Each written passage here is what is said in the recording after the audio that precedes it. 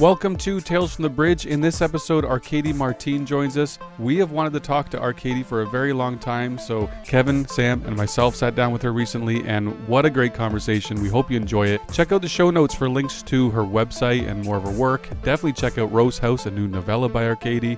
And as usual, rate the show, review the show if you haven't done so yet. Email us. We'd love to hear from you. Look on socials. We're out there. Check the show notes for a link for all that kind of stuff. We appreciate you joining us today, and we hope you enjoy this episode.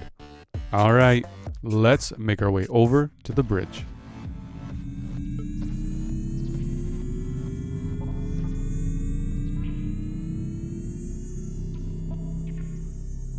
Joining us today on TFTB is author Arkady Martine. Her duology, A Memory Called Empire and A Desolation Called Peace, each won the Hugo Award for Best Novel. She also has published many short stories and essays, and will include the links in the show notes that you can thank us for later.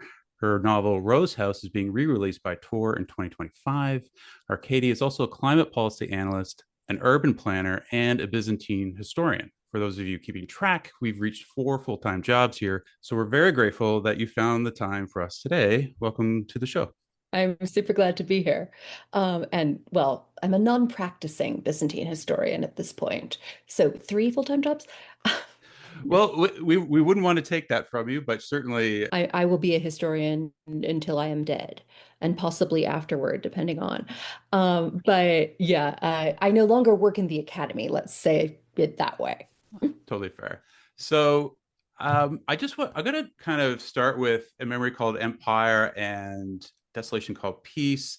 For our listeners who don't know, which should be very few, A Memory Called Empire follows Mahit Disma, an ambassador who becomes swept up in the palace intrigue of the Texacolan Empire as it navigates a change within its society and a potential war with an unknown society on its borders.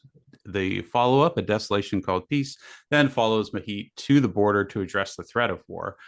Arkady, what was the starting point for this duology, and did you end up where you expected to? There's a bunch of different starting points I could pick. Most, the most narrative one is I had just finished my dissertation in 2014 when I got the PhD in Byzantine history, and I clearly needed another all-consuming project with way too many words in it. Also, at that point, I had never written a whole novel. I tried several times and failed miserably, and it seemed like the kind of thing that someone who is serious about being a writer should be able to do, so I decided to do it. But the like deep genesis of the Tixcalan storyline is some of the stuff I was working on in that PhD, actually, which is I wrote my PhD on Byzantine imperial diplomats at the border and the letters they wrote back to Constantinople, which is the central hometown, and kind of how they use those letters to make themselves feel better about getting acculturated to living on the edge of the world. So I was super, super, super fascinated by these ideas of imperial cultural projection and assimilation and the difficulties of being from multiple cultures at once. And this one particular scenario, because the kind of Byzantine history I did/do is 11th century stuff on the eastern frontier, so Byzantium and Armenia specifically. And there is this amazing story about this guy named Petros Getadaj, who was the Catholicos of the Armenian Apostolic Church, kind of like a pope. And he essentially traded the sovereignty of one of the Armenian principalities to Byzantium, to the empire, in exchange for being able to keep their religious freedom. The Byzantine form of Christianity, which is a early version of today's Greek Orthodoxy. And I was so fascinated by the idea of being the person who sacrifices your culture to save your culture. So when I stuck all of that in a blender with some early juvenilia that I had written, and my ever-present obsession with possession and ghosts. And of course, it had to be sci-fi because I write sci-fi unless I'm trying very hard not to write sci-fi. Um, what came out was what ended up being memory. And you asked if I ended up where I meant to go, and yes, though I didn't know where the second book would end until I was about halfway through the first book. And as you mentioned there, like the and this is something that a piece of tech that is unique to Mahit's station is this ability to recall the memory or take on the memories of another person, right? Or in her case, the ambassador who came before her. Where did that come from? And that's, I mean, I felt like I had not seen that anywhere. Like I felt like that felt like a I first don't for me. think it is anywhere exactly that way, anyhow. In part, it is a question of me thinking about institutional memory a lot. Like, one of the most difficult things when you come to a difficult job that someone good had before you is figuring out all the things that they knew that are not, it's not that they didn't write them down, it's that they weren't write downable. Like the situational awareness of how to do a very complicated job. And I mean, my own personal experience with that has been like policy and politics, but I think it's even more true for what I imagine to be the most high risk, high reward jobs on a space station, like Mahit comes from, like being a pilot or a life support engineer. And also, if you live on a space station, you are more likely to die young because accidents happen, and also cosmic rays cause cancer. Um, and I just kept turning that around in my mind. Like, what if you could fix the institutional memory problem? What if the person who came into the job next actually did know all of the stuff they needed to know? What would that be like? And also, as I said previously, I really, really love ghosts and possession. And if you stick those together, you get the Imago machines, kind of. It's really neat because the idea of institutional knowledge or the continuation of human knowledge and consciousness or whatever is almost always as AI tropes in AI. I mean, in science fiction. Boring. Well, it's also cool. Yeah, no, You've you're right. It humanized it. You've does. done that in a human way. I think that one of the subtextual principles underneath the Imago machines in the Textclan universe is that memory and continuity are both informational and physical. I'm very interested in embodiment. And I do think that many of the ways that humans know things require embodiment in a human body. And if we ever figure out how to pass knowledge in a direct fashion from one human to another human, we're going to have to deal with the fact that knowledge is encoded in your endocrine system as much as it is encoded in neural memory. It's the ultimate in succession planning, I guess, isn't Oh, yeah.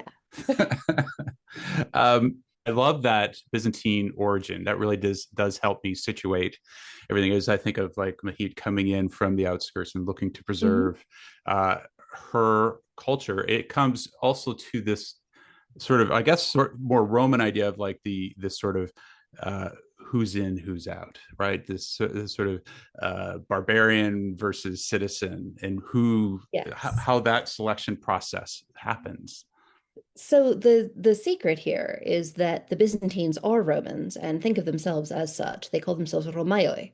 And they see absolutely no break in continuity between the Roman Empire that we think of as the Roman Empire and their own empire.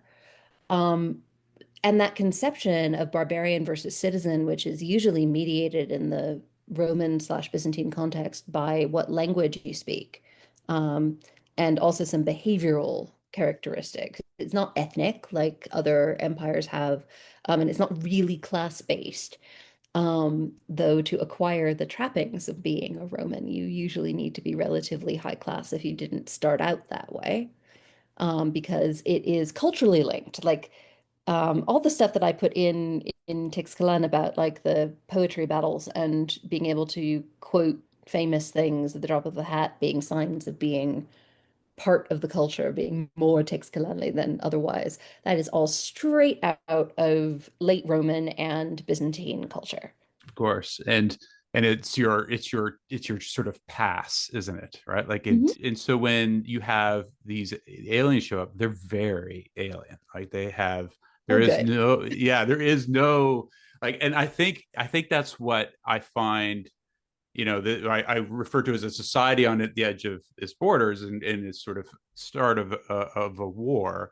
But the alien, I think something that really kind of dug with me or sort of hit me very like personally. It was like, oh yeah, we may have no means of contact, or the communication becomes like a real critical hurdle to any kind of peace. Can I ask where that came from? Where how does that communication piece sort of fit in with the rest of this story? There's a couple of different ways I can talk about it. There's the super academic way, which is I read this article called Beyond Exoticization and Likeness by a scholar named Gonzalo Lamana, which is about the encounter between Cortez and the Aztecs and how it goes horribly, horribly wrong because they all of their reference mean different things, so they cannot help but misunderstand each other. And to fix that misunderstanding or get it back under control, both sides revert to apocalyptic levels of violence because eliminating the lack of communication is better than having it persist. Um, so that's the academic way. I read that article in grad school, lo, these many years ago, and it sticks with me still. The more, I guess, writing craft way is I set up in memory a situation in which my protagonist was approaching in a sort of asymptotic fashion assimilation with a dominant culture whose primary mode of showing assimilation is linguistic. She can't ever get there because she is in fact not Texcoco, but she can try and she can get very close because she is good at the language. So what if I took that away? It's sort of the inevitable.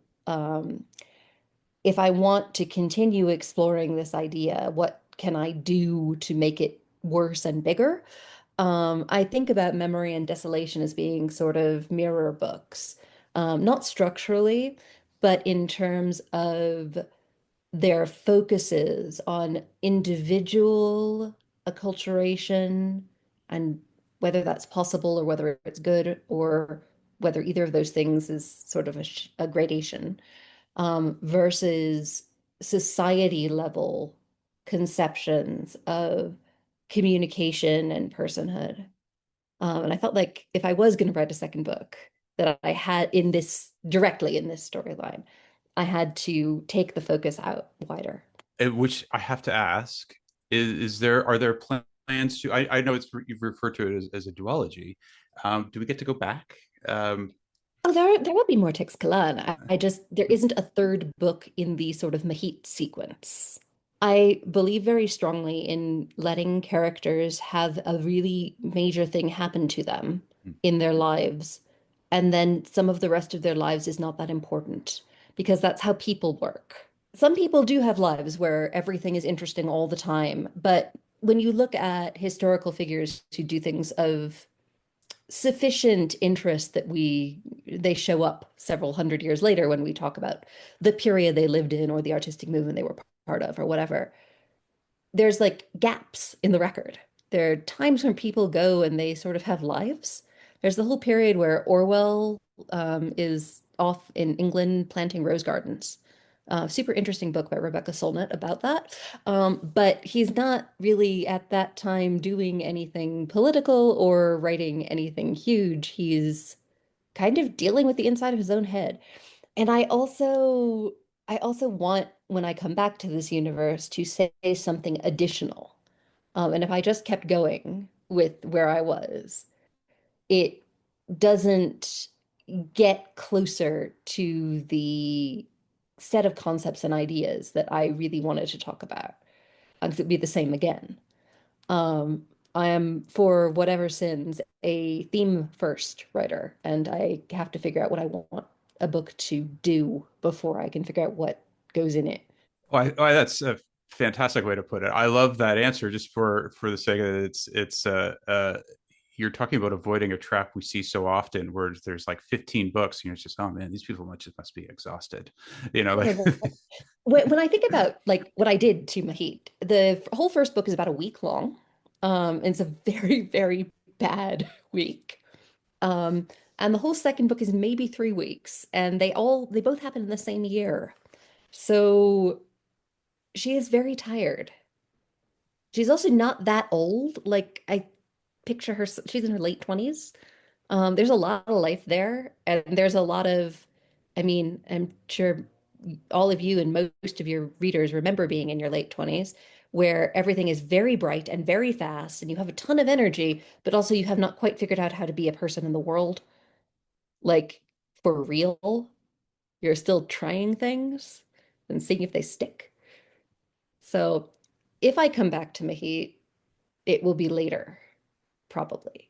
But perhaps in the same world, same universe. What about the political intrigue? Because this is the one of the things I think that resonates with a lot of the readers is, Mahit having to navigate the political intrigue of a complex empire and, doing so effectively. And I actually found that stressful in a good way and kept me reading. Like that was one of the things that really kept me wanting to read more was that political intrigue. So a couple questions. One, will you continue with that if you could do it in this universe? But two, where does that come from you? Is that something in your personality, something you just like to do, or what are your Oh, that's thoughts my on it? favorite thing to read. Okay. So I definitely wanted to write it. I've gone straight from the sublime to the ridiculous from Rebecca Solnit. So, did anyone read the David Eddings Elenium books?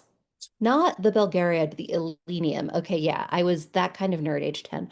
Um, there's a bit where essentially it's a papal conclave plot in that, like the third book of that. They're not any good. I'm not recommending these for people to read, except if you want to read someone actually pulling off the conclave plot that and you've already watched conclave and you want more of that. There's like a good 100 pages in this very long, very kind of book that does this beautiful thing with trapping a bunch of people in a room and doing factional politics. And tiny me, at this point, mildly bored with your normal sword and sorcery fantasy, was like, holy shit, you can do that? You can make stories like that? This is fun. And I've always been like that. Like I adore Dune for the politics as much as anything else. Um, and it's my favorite thing to read, so it is in nearly everything I write. Certainly nearly everything long form that I write, and even the book that just got re-released, Rose House, which is not an overtly political book, has elements of it because it's a kind of a locked room mystery, which works the same as an intrigue plot, because it's all about information control.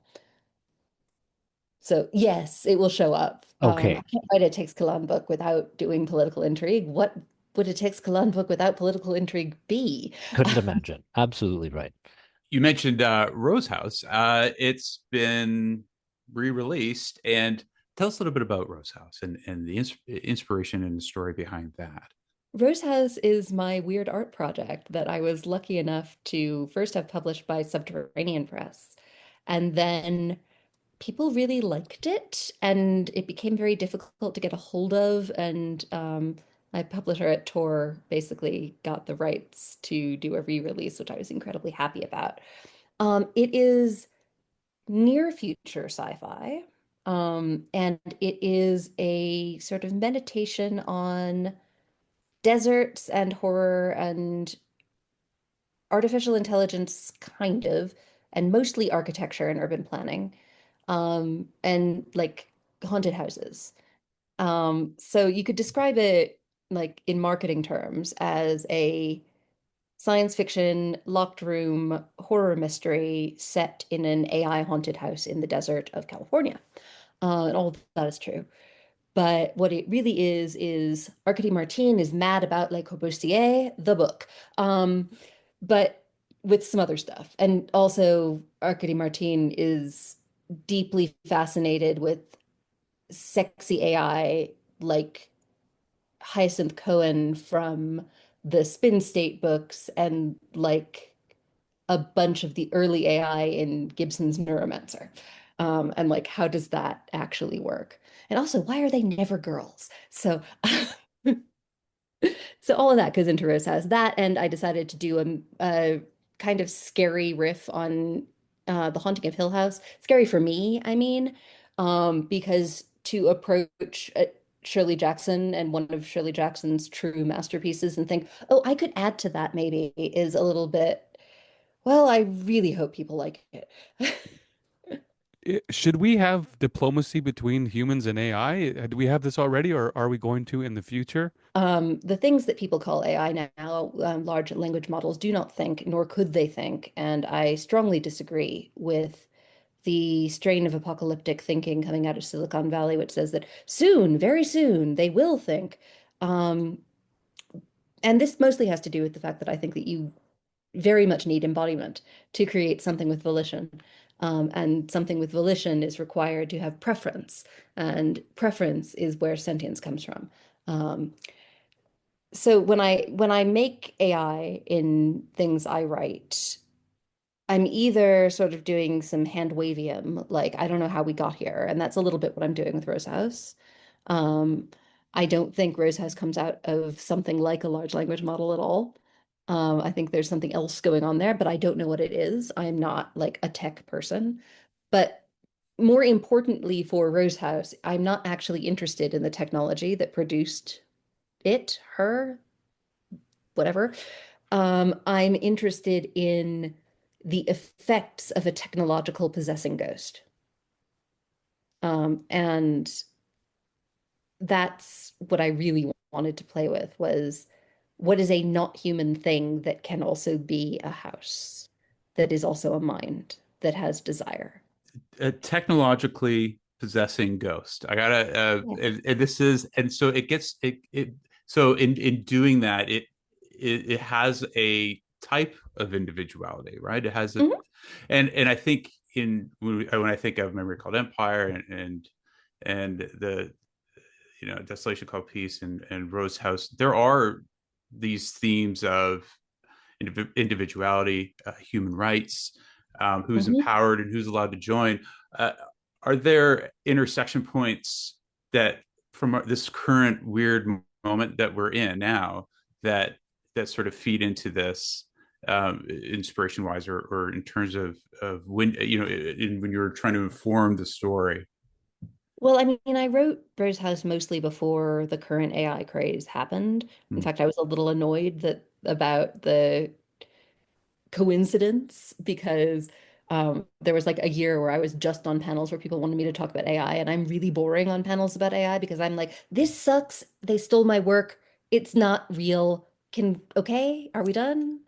Um, so I'm dull in that way. But I am desperately, desperately interested in otherwise minds, whether they are created out of silicon or out of flesh or out of some other material.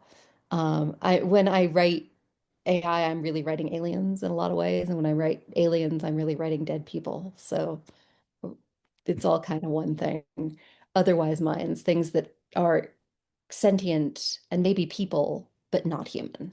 Well, I also work in a municipality, and you've mentioned that and so I work with urban planners and um, am I find them they're fascinating people who don't get the credit they deserve when they do it really well, in particular. And you've mentioned that that was part of your inspiration, Rose House, and I would Oh certainly yeah. say that your it's in reading the Texcolani series, there is a clearly a keen understanding of government and bureaucracy and in this sort of diplomacy, how intergovernmental relations, this sort of thing, and The horror of having to deal with the other agencies. that's Yeah. right, yeah. Um, I mean, no one who has worked in government of any kind hasn't experienced that, like local, state level, national, no matter what. It's like the ways that bureaucracy makes enormous things incredibly possible and creates these little tangles of awfulness at the same time that could not exist without the complexity, either the success or the horror. I am deeply fascinated with it. I very much love bureaucracy. I love it in the real world. I love it in writing. I've been part of some for good and bad, uh, and I've seen them work brilliantly well and work horribly. I think that we really underestimate the power of both functional and dysfunctional structures that are made up of many people executing a pattern over time, which is kind of how I define bureaucracy. Um, because it's not just like a person doing one thing, it's a person inside a structure of a lot of people doing a lot of things. And individually, each one of those actions is relatively low scale, not incredibly like it makes a difference for the person who the action takes place for, but it's not big. But you put all of those things together and you have this structure that almost has its own gravity and willpower that is beyond its component parts. It's really interesting to hear you say that because we don't hear that too often. We don't hear that very often, in particular from science fiction authors, but it is 100% right. And it's fascinating. Like bureaucracies has the negative connotation Hmm. so much because it's associated with red tape and slowing things down. But sometimes our society exists because of that red tape and that slowing that down. And yes, of course, there's tons of problems, etc. But Oh yeah, it is bureaucracy is it not an ideal form of government. It's just like one that tends to produce a version of functionality much more than other forms. mhm. Um, Go And ahead. you could create intrigue from that through the political intrigue, and it's actually neat to hear you say that you're thinking about bureaucracy in that regard because I hadn't considered that as part of a writing, like a contemplation in writing. I think that so bureaucracies can create um, a deep sense of loyalty and a deep sense of disloyalty in the people who work for them, both at the same time, because they are kind of like a version of being part of not a team, but like a command. You have a mass goal. Like I'll just talk about the agency I used to work for. We did 5 things that were all completely different. We were the energy and natural resources department. So we had oil well regulation, we had renewable energy, we had state forests, state parks, and mining regulation. So basically anything you could do with natural resources to make them work for you in some way. And the sense of connection to when I moved to New Mexico to take a job at that agency, I had very limited connection to this place. But working in that agency, I felt like I was connected to the land. I felt like I was connected to the resources of the land, that I was part of a group of people who had a responsibility that they were used well, not preserved, mind you, used well. And the difference between that and the people over in the environment department and how they thought about the same things sometimes. Like our job was to make sure it worked right, that it didn't do harm, that we still had some after we were done. And their job was to protect. Protect is different. So I love these ways of thinking that get into some very day-to-day activities because a lot of the people who worked at the agency I worked for, their job was process permit. Like that's not an interesting gig most of the time. It's important. It has to be done right, but only as a piece of a very large entity does that begin to have narrative force. And the Right. narrative force of the bureaucracy interacts poorly with other narrative forces of other bureaucracies at times. And that's where you get conflict. But the bureaucracies don't have minds and they don't make decisions. They're made out of people.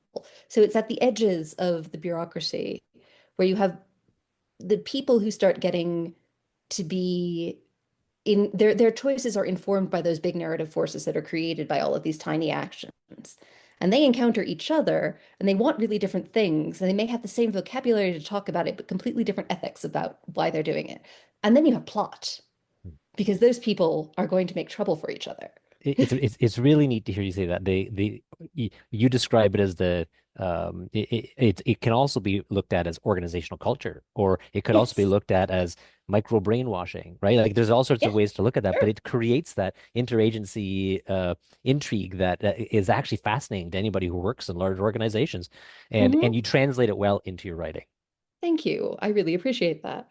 Hilariously, I did not work for a bureaucracy when I started writing memory. Well, that's not true. I worked inside the academy, which is a very different, very differently broken kind of bureaucracy. But I only ended up working for governments afterward. You had said earlier, when you write AI, they're aliens, and when you write aliens, they're like dead people. And then you would Ghost. describe the AI in Rose House as a ghost often. Can we go deeper here? So I think I'm always writing about the same thing when I write about non-human people. It just takes a lot of forms. And when I think about what non-human people might be like, I think about other ways of relating to time, other ways of relating to desire, other ways of relating to some of the basics that humans all tend to relate to, like inheritance structures, loyalty, death. When I'm thinking about a non-human person, I need to change some of those things.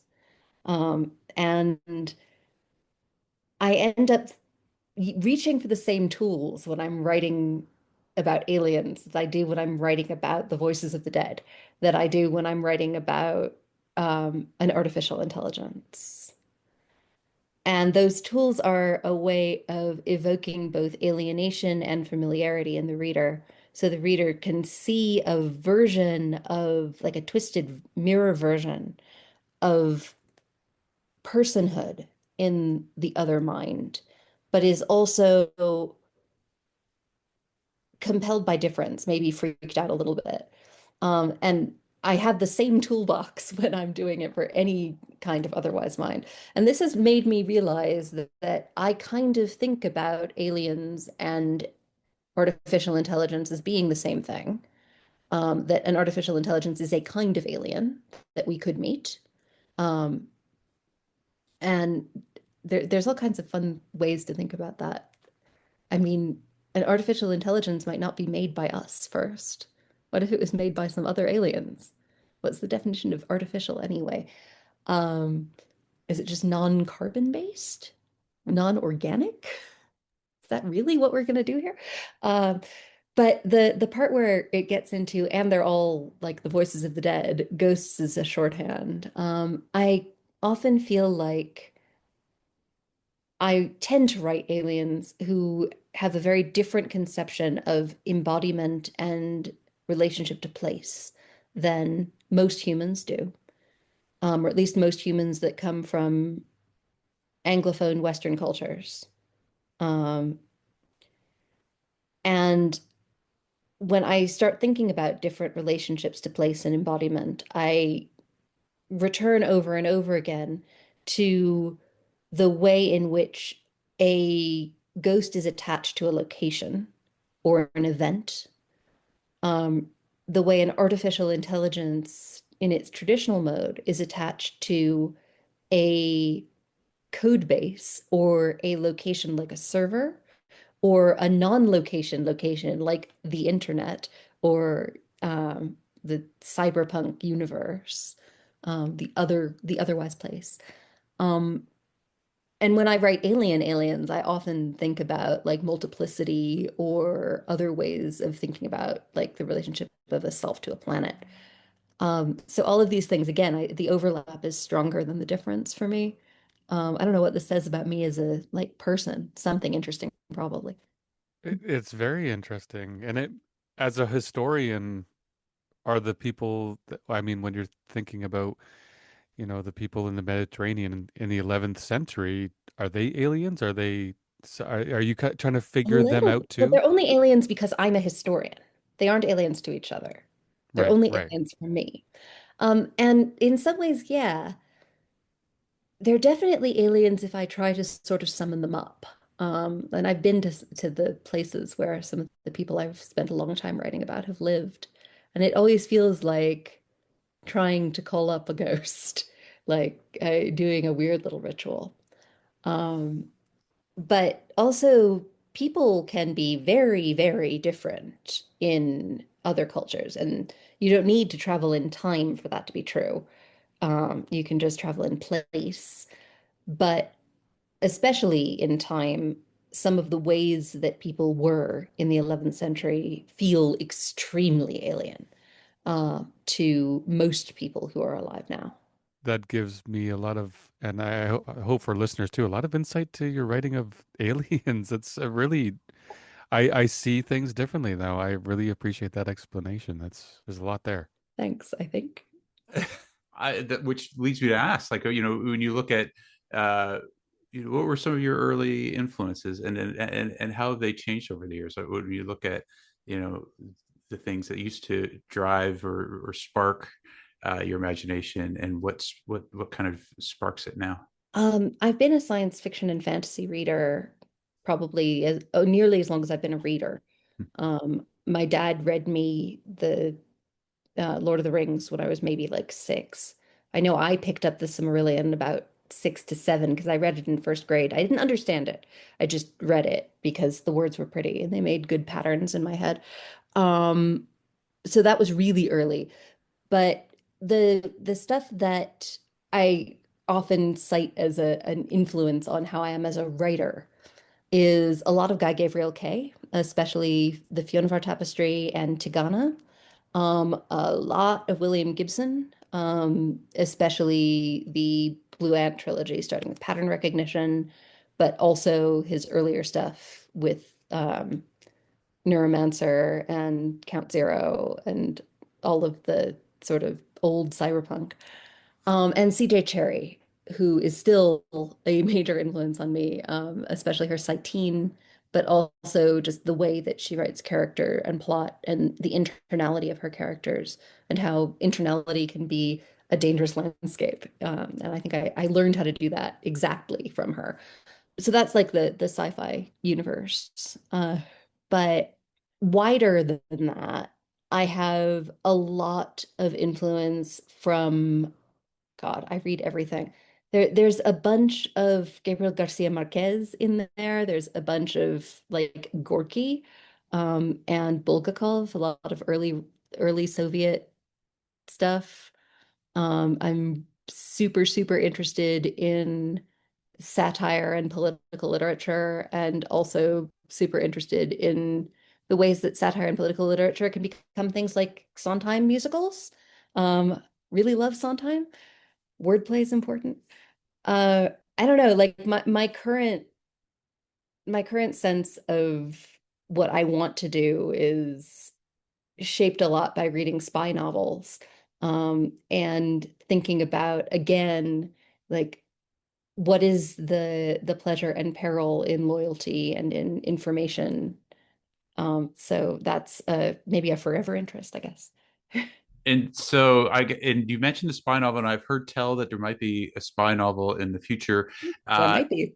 could you tell us a little bit about what you're working on next, and what we can look forward to? So this is probably not its real title because it's not done, so my editor doesn't have it. So, but the thing is called The Trace. And it is a very weird fantasy novel. It's kind of second world fantasy, and it's kind of set in a second world version of, I don't know, maybe 1970s Beirut. Um, so it's not going to be your standard fantasy novel at all. There's a bunch of luck magic in there. There's a bunch of very dangerous, semi-washed up spies and someone who should be dead and definitely isn't. So I haven't tried writing fantasy at novel length before, and I wanted to. So that's kind of what I'm working on. Sounds awesome. I'm looking forward to that. I hope so. I have to Mm. finish it, which means I have to figure out like what the second half of it does. Little thing like that, right?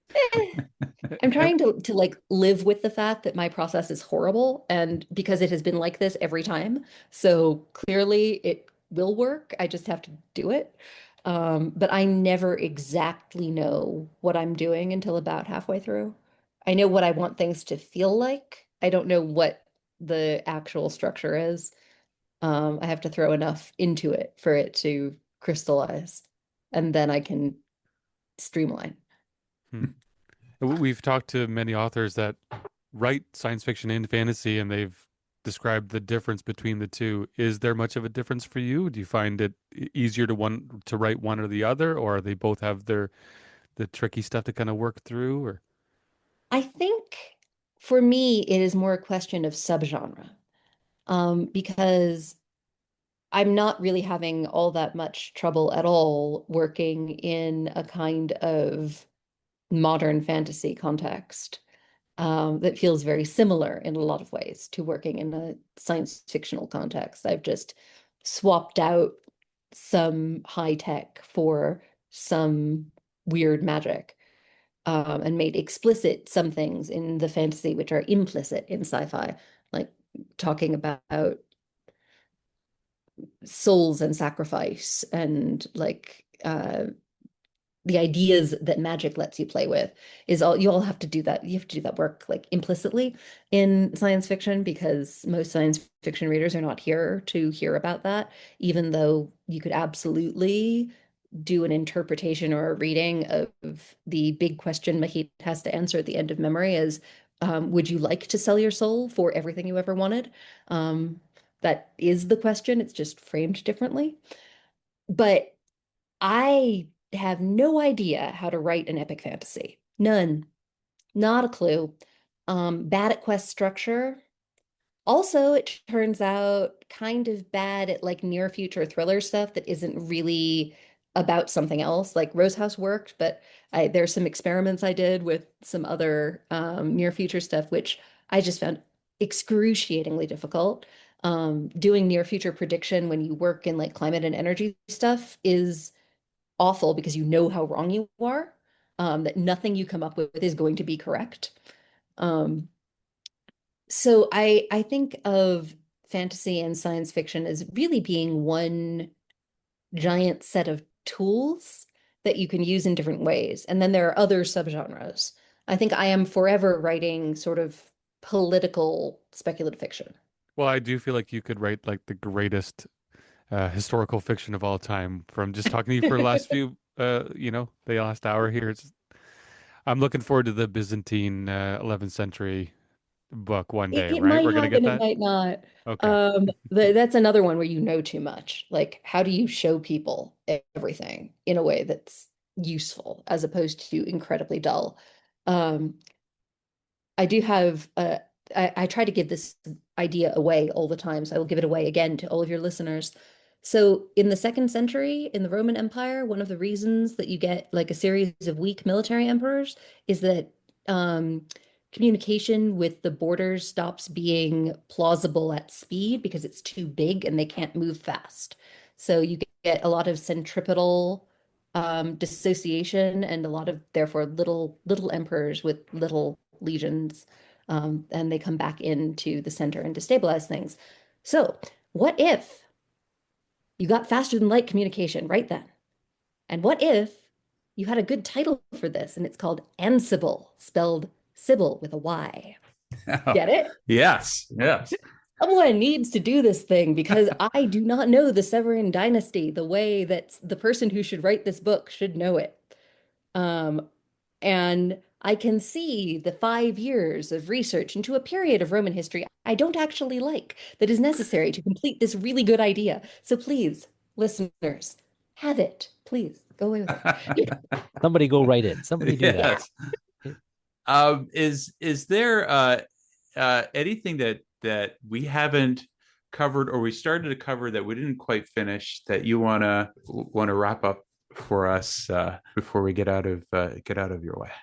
I would just like to encourage people who have read the Teixcalán books and who are willing to sort of take a risk on something to go pick up Rose House.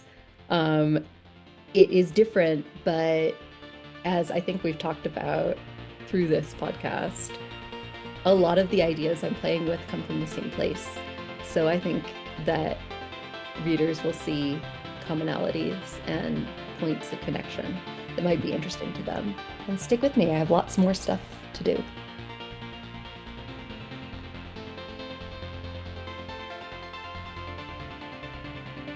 That was a lot of fun. Thank you for joining us today.